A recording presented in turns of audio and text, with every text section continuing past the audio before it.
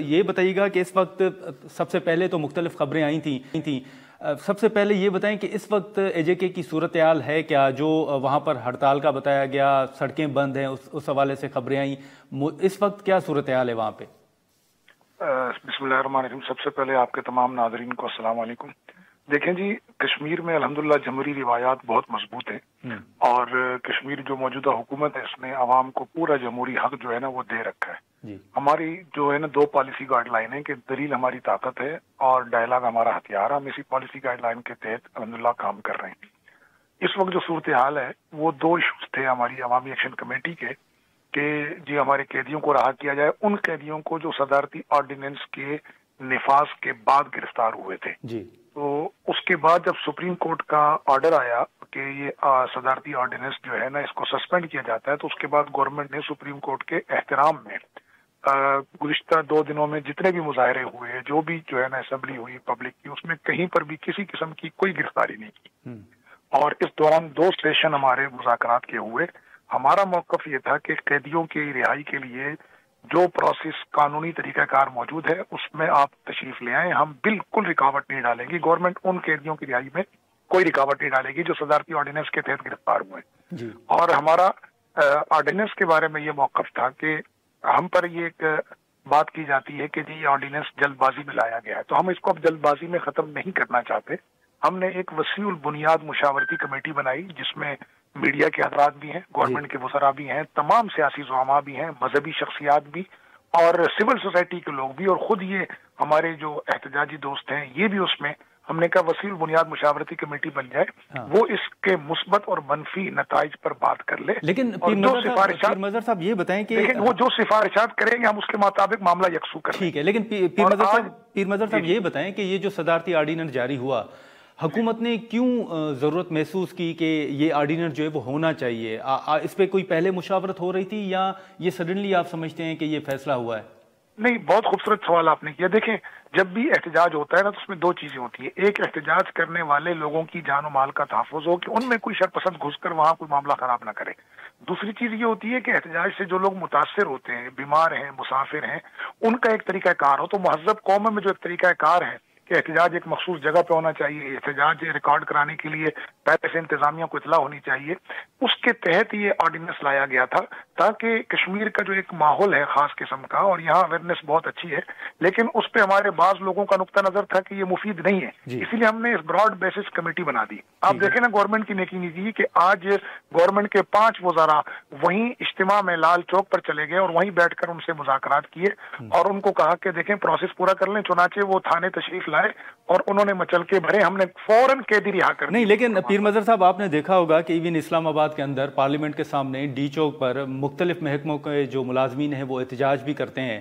آپ سمجھتے ہیں کہ اے جے کے میں جو بھی ملازمین ہیں یا بنیادی حقوق کے حصول کے لیے کوئی بھی شخص جو ہے وہ اجازت کے بغیر احتجاج نہیں کر سکتا؟ نہیں، دیکھیں اس کے اندر کمی بیشی ہو سکتی ہے، ہم نے اسی لیے براڈ بیسس کمیٹی بنائی ہے کہ اس میں کوئی چیز کم کرنی ہے یا زیادہ کرنی ہے، یہ اس کو ختم کرنا ہے۔ وہ براڈ بیسس کمیٹی اس پر سفارشات مرتب کرے گی، حکومت اس معاملے کو یکسو کرے۔ نہیں، لیکن سر موجودہ آرڈیننس کے تحت تو وہ نہیں کر سکتے نا احتجاج؟ نہیں، آرڈیننس تو اس وقت معطل ہے، عملاً کوئی امپلیمنٹ نہیں۔ ٹھیک ہے، لیکن آپ لوگ اس کو واپس نہیں لے رہے، سپریم کورٹ کے احکامات کے باعث وہ معطل ہے؟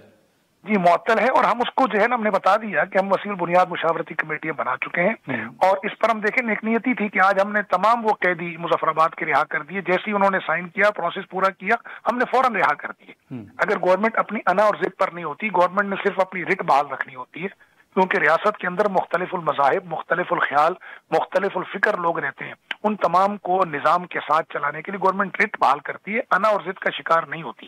ٹھیک ہے، تو یہ شرط آپ نہیں سمجھتے سر کہ بنیادی حقوق کے لیے اگر کوئی شخص احتجاج کرنا چاہتا ہے تو یہ شرط کہ وہ پہلے جماعت بنائے گا، رجسٹرڈ کروائے گا، پرمیشن لے گا، اس کے بعد احتجاج کرے گا؟ آپ دیکھیں قوانین کے اندر سکم ہوتے ہیں، قوانین کے اندر سکم ہوتے ہیں، انسانوں کے بنائے ہوئے ہیں، ہم نے اسی وجہ سے کہا کہ اس کے اندر جو سکم ہے اس کو ختم کر دیں۔ نہیں تو آپ ان میں سے کوئی شک واپس لینے کے لیے تیار ہیں؟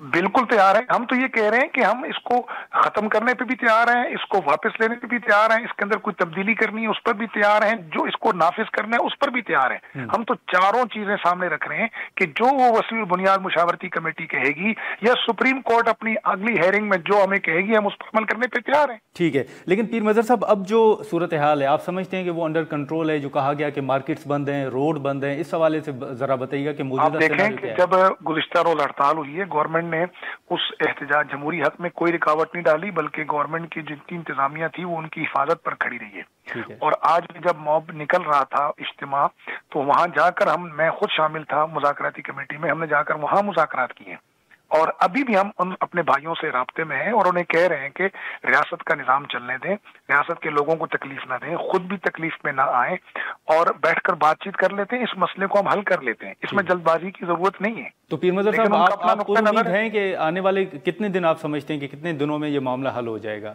हम बहुत पर उम्मीद हैं। अगर आज ये छुट्टी ना होती कल, तो हम कल ही कमेटी को बुला लेते, लेकिन कमेटी चूंकि दूर दराज के लोगों से आना है हजरात ने, और हमारे बहुत सारे अहबाब, आपको पता है कश्मीर एक पहाड़ी इलाका है और सफर का एक लंबा प्रोसेस है। अगर ये ऐसा ना होता तो हम कल ही बुला लेते, लेकिन जैसी पॉसिबल होता है ये मतलब मंडे को या ट्यूसडे को, हम इंशाल्लाह इस मामले को यकसू करने पर तैयार हैं, बल्कि अब भी हम बातचीत पर तैयार हैं। हो सकता है हमारी मुज़ाकराती कमेटी अपने इन एहतजाजी दोस्तों से बातचीत के लिए जहां ये बैठे हैं धरना देकर वहां फिर चले जाएं। तो अभी जो आपके मुज़ाकरात हुए हैं उनमें मुजाहिरीन की जानिब से भी आप कोई फ्लेक्सिबिलिटी देख रहे हैं कि वो भी चाहते हैं कि मामला हल हो?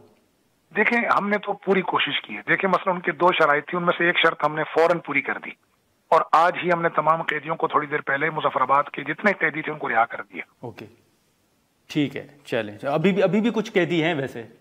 नहीं, अभी यहाँ मुजफ्फराबाद में कुछ नहीं है और रावलाकोट की तरफ कुछ हैं, उस पर भी अहकाम जारी कर दिए, वो भी प्रोसेस में सारे मरहले इंशाल्लाह तय हो जाएंगे। मुझे उम्मीद है कि इंशाल्लाह हम इन मामलात को बातचीत के जरिए, डायलॉग के जरिए इंशाल्लाह हल कर लें। चलें।